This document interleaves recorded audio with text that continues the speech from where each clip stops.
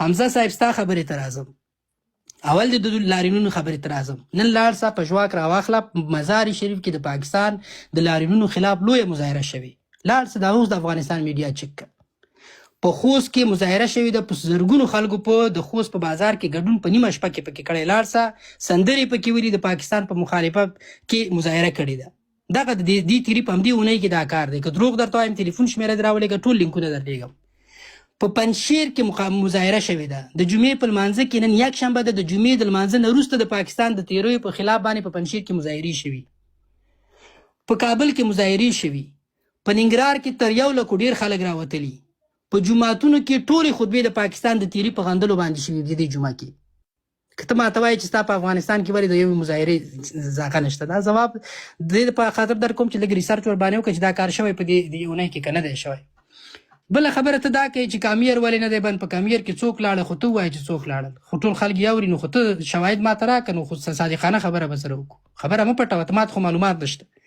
که تا ته معلومات چې په کامیر کې د چا سفر کړی دی او داسې چې د خلکو په ذهن کې شکونه اچول، پسیفای کول، د پاکستان په خلاف د خلکو ایموشن په دې شکونو باندې را ګټه کول، په دې کې خو طبیعي خبره ده ستاسې په ټټر د پاکستان بیرغ لګېدلی. په نژاد افغاني بالکل یې منم، خو د پاکستان ګټو ته تعهد هم ستا کار دی. ته خو خپله وایې ستا په ټویټر په همدې اکاونټ د پاکستان بیرغ په خپله سینه لګولی. زه دا باور نشم کولی چې رښتیا د پاکستان په مخالفت کې خلک را هغه کوي. زما ویره دا ده چې ته خلک پسیفای کوي، ایموشنز کموي، شکونه اچوي. په کامیر کې پلانی راغی، ملا یعقوب راغی، پلانګی راغی، ورشه کنی ته ایټرنري چې که خو ته وښایې ایټرنري کې څه دي. دا ډاوټ کریټ کول، سسپیشن کریټ کول، دا چې د سایاپس دي. زه د سایاپس د برخې کارمن پاتې شوی. سایکولوژیکل اپریشنز دي د دښمن په مختلفو لارو یې کوي. شکونه واچوه، د خلکو ایموشنز غلي کا په دې خاطر باندې چې هغه باندې شکو. دا خو دروغ درته وایي. دا دښمن سره تړلی دی. بنان دا مه کوه، دا مه کوه. 2000 مسلې داسې را پیدا کوي چې دا سایاپس دي. ممکن ته د هغه سایاپس برخه وګرځېدلی. نو دا د باور وړ خبره نه ده. که تا سره څه معلومات دي په خپل ټویټر او فیسبوک شیر کړه چې چا سفرونه کړي، چې موږ هم پوه شو دې ملت ته موږ هم ور مخامخ کړو چې دغه خاین و چې په دغه ورځو کې سفرونه کول.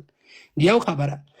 بله خبره ته دا کوي چې سټوري ټیلینګ د سیاست کې غلط کار نه دی. موږ غلط کار ورته نه وایو. زما کار نه دی، د همدرد صاحب کار دی. موږ یې منو چې همدرد صاحب دې وکړي سټوري ټیلینګ. زه یې نه کوم. زما کار سټوري ټیلینګ نه دی. زه تا ته دا نه وایم چې سټوري ټیلینګ جرنالیزم دی غلط کار نه دی. خو یو څوک جرنالیزم کوي دي نو، خو زه نه یم جرنالیست. ته سټوري ټیلر یې کوی، ښه کار دی. په سیاست کې هم ښه کار دی، نارملي هم ښه کار دی، د کیریر دپاره هم ښه کار دی. زما کار نه دی. زه دا کار نه کوم. ما صرف همدرد صاحب ته دا ویلي زه سټوري ټیلر نه یم. زه خلک اکشن ته رابولم، ته سټوري ورته وایې. ته سټوري ورته ووایې، دا ستا کار دی، ستا انتخاب دی. بالکل ستا د کیریر دپاره هم ښه دی. موږ دې شي کې اعتراض نه لرو. بد کار مې نه دی ورته ویلی چې ته وایې چې سټوري ټیلینګ دې ورته ویل. یو خبره. بله خبره همدرد صاحب ته راځو او د همدرد صاحب خبرو ته راځو. د دوی دواړو خبرې مې فکر کوم ځواب کړې. همدرد صاحب یو خو دا خبره چې مونږ ته وایې چې تاسو